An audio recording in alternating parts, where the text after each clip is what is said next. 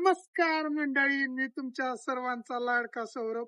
आपण एक अशा ठिकाणी आलेलो आहोत ज्यामध्ये तुम्ही माहित पण असेल या सर्वांना, पण काही लोकांनी माहित नसेल या जागेविषयी.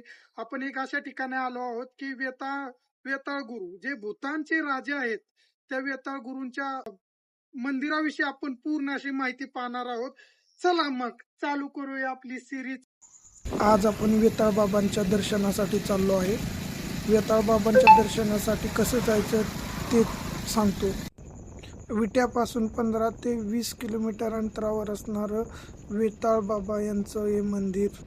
कोण आहेत वेताळ गुरु हा तुम्हाला प्रश्न पडलाच असेल. वेताळ गुरु ही साक्षात भगवान शंकरांचे अवतार असून वेताळ गुरु हे भूतानचे राजे आहेत.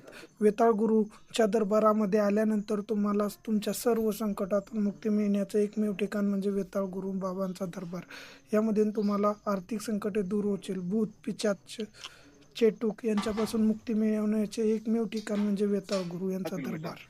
वेताळ गुरूंची वारी कधी करावी याविषयी आपणाला मार्गदर्शन करत आहेत येथील पुजारी. हे भूतानचं राजे आहे ते. इथं जरी आलं बाबा, समजा एक 5 गुरुवार एक कोणी वेगामुशी केली की मागचं काय जरी असलं करणी बाधा तर निघून जाते. इथं वाऱ्या केल्या तरी होऊन जाते. इथं काय अडचण नाही. इथं काय कुणाचं काय घेणं देण्याची असली काय भानगड नाही. सगळं सगळं व्यवस्थित फ्री मध्ये होऊन जातंय. काय अडचण नाही. तुम्ही याचं देवाला बोलायचं, इथं कुणी काय सांगायची गरज नाही. ज्याचं त्यांनी येऊन देवाला जर बोललं तरी चालतंय, असा विषय आहे.